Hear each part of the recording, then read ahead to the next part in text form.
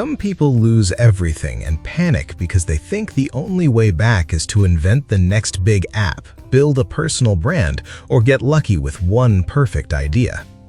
I would do the opposite. If I had to start over from zero tomorrow with no audience, no team, and no business already working for me, I would build something painfully boring. Something people need every month. Something simple enough to explain in one sentence, easy enough to improve with a checklist, and dull enough that most ambitious people would ignore it. This video is about 20 boring businesses I'd build if I had to start over, and I'm counting them down from 20 to 1. Some need only basic tools, others require capital I would build toward later. But number 1 is the one I would choose first because it gives you something most business ideas never do. Customers who keep paying without needing to be sold all over again. And once you notice the pattern connecting all 20, you will stop asking, "What business sounds exciting?" and start asking a much better question. Let's begin. Business 20. Mobile Rubbish Bin Cleaning. This is one of those businesses people laugh at until they see the route. Bins smell. They collect grease, food, insects, and everything else people do not want to touch. That is exactly why I like it. The dirt is not the problem. The dirt is the barrier protecting you from competition. I would start with one neighborhood, one cleaning setup, and one simple offer. Every bin clean after collection day for a monthly fee. 50 homes paying $20 a month is $1,000 in recurring revenue. 200 homes becomes $4,000. The real business is building a tight route where every customer is close together. You are not selling cleaning, you are selling relief from a job people hate. Business 19. Pressure washing. I would not buy an expensive setup on day 1. I would rent one, clean 3 driveways, take before and after photos, and use the money from those jobs to help buy my own equipment. I would use those early residential jobs only to build proof, then move toward repeat work with shop fronts, warehouses, apartment blocks, and property managers. One job pays once. A maintenance agreement pays every month. That difference is going to show up again and again in this list. Business 18. Commercial window cleaning. Commercial windows are where this business becomes predictable. A cafe, medical clinic, gym, or office does not want dirty glass welcoming customers. Once you become the reliable person who shows up every second Tuesday, replacing you becomes another task the owner does not want. That is the hidden advantage of boring businesses. Being dependable is often more valuable than being brilliant. I would keep the service narrow, document exactly how every site is cleaned, then hire someone else to follow the same route. At that point, I am no longer buying myself a job, I am building a system. Business 17. Office cleaning. Nobody posts glamorous videos about emptying office bins at 9 p.m. That is why the opportunity stays open. I would avoid trying to clean everything for everyone. I would choose one type of client, maybe dental clinics, small offices, or childcare centers, and build the service around their exact needs. 10 small offices paying $500 a month creates $5,000 in recurring revenue. The goal is not to personally clean 10 offices forever. The goal is to win the contracts, create the checklist, train the team, and keep quality consistent. A cleaning company becomes valuable when the owner can step away and the standard does not drop. Business 16. Lawn care routes. Lawn care looks seasonal, simple, and crowded, but the route is the real asset. I would not drive across an entire city for scattered one-off jobs. I would target one suburb, one street at a time, until the route became dense enough that travel almost disappeared. The money is not in mowing one lawn, it is in mowing the same lawn every 2 weeks, then adding hedges, garden cleanup, and seasonal maintenance. Boring businesses become interesting when one customer buys 3 services instead of 1. Now, the first 5 businesses have one thing in common. You can start them by doing the work yourself, but you should never stay trapped there. The next 5 are where I would begin turning effort into systems, routes, and monthly contracts. And Business 12 is the first one that can earn while you are not physically serving the customer. Business 15. Pool cleaning. In the right area, pool cleaning is not a luxury service. It is recurring maintenance. Pools do not care whether the owner feels motivated this month. The water still needs checking. Filters still need cleaning. Chemicals still need balancing. I would sell one simple monthly package, schedule every home by area, and make the route as predictable as possible. The customer is paying to avoid green water before guests arrive. That is another pattern worth remembering. Businesses that prevent embarrassment, damage, or disruption are easier to keep than businesses selling something optional. Business 14. Pest control routes. Pest control is uncomfortable, urgent, and recurring. That combination is powerful. A homeowner might delay painting a wall. A restaurant will not calmly ignore insects in the kitchen. I would focus on routine prevention rather than waiting for emergencies. Monthly or quarterly service plans create a business that can be scheduled in advance, staffed in advance, and forecasted more easily. The best boring businesses do not depend on customers suddenly feeling inspired. They attach themselves to problems that keep returning. Business 13. Bookkeeping for small businesses. Most small business owners do not start a company because they love reconciling transactions and organizing receipts. They tolerate it until it becomes painful. Then they pay someone reliable to take it away. I would choose one niche, such as trades, salons, or local service companies, and build a simple monthly package around them. 10 clients paying $400 a month is $4,000. 20 clients becomes $8,000.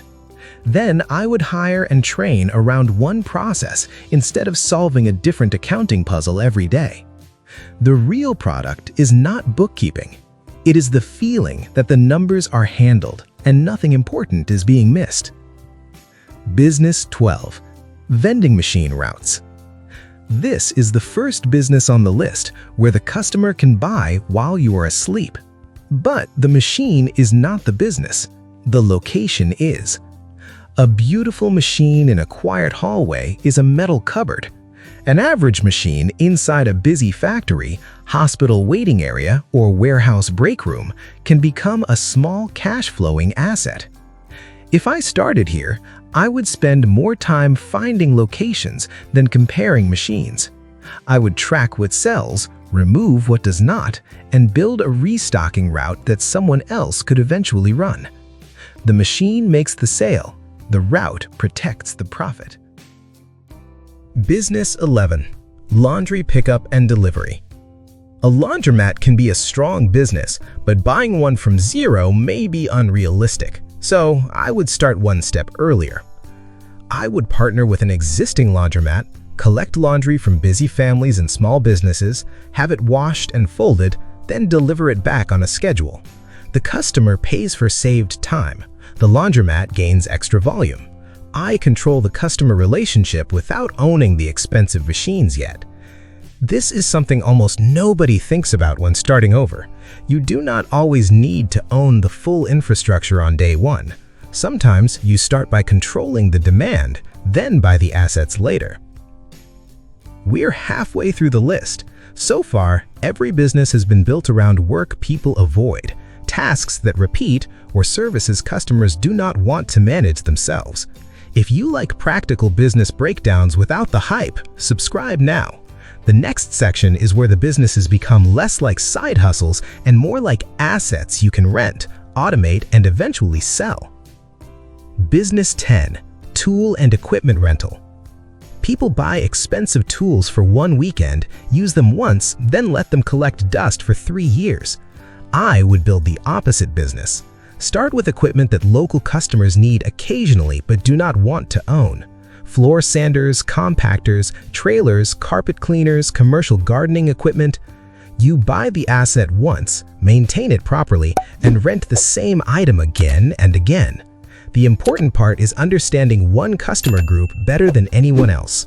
If I served landscapers, every new item would help landscapers. If I served renovators, the inventory would follow that niche. Rental businesses become messy when the owner buys equipment without a clear customer. Business 9. Event Equipment Rental. Chairs, tables, backdrops, portable lighting, display stands, serving equipment. None of it is exciting on its own.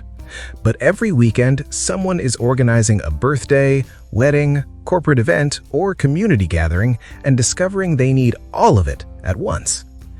I would begin with one package instead of 50 individual products.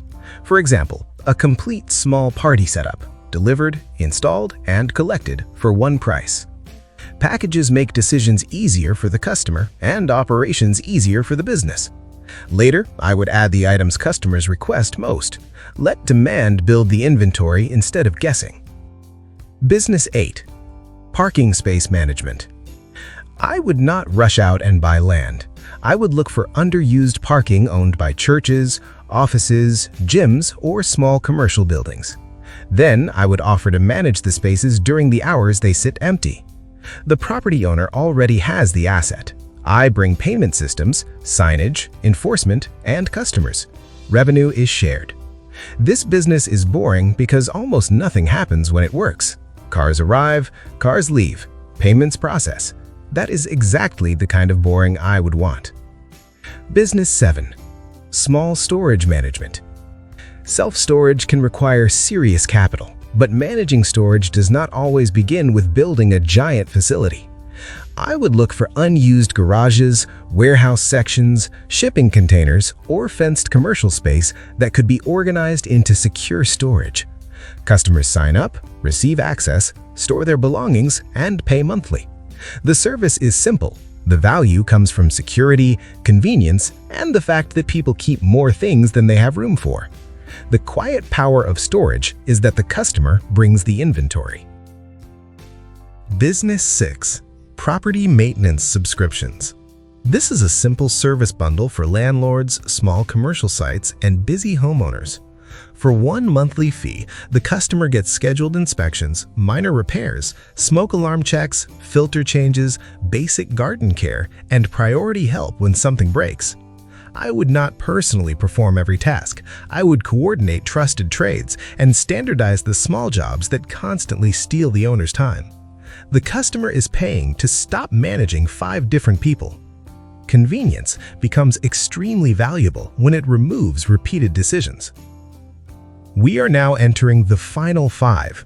These are the businesses I would build only after learning how to sell, document, delegate, and protect recurring customers. And number 1 is not the biggest or most expensive business here. It is the one I believe gives a beginner the best balance of low startup cost, repeat demand, and room to grow. Business 5. Niche Compliance and Document Services. Every industry has paperwork nobody wants to touch. Contractor onboarding, license tracking, safety documents, employee files, supplier records, inspection reminders.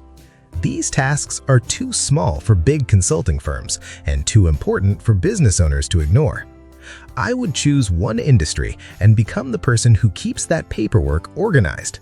This is a strong business because the work repeats, the risk of forgetting matters, and the customer usually stays once the system is in place.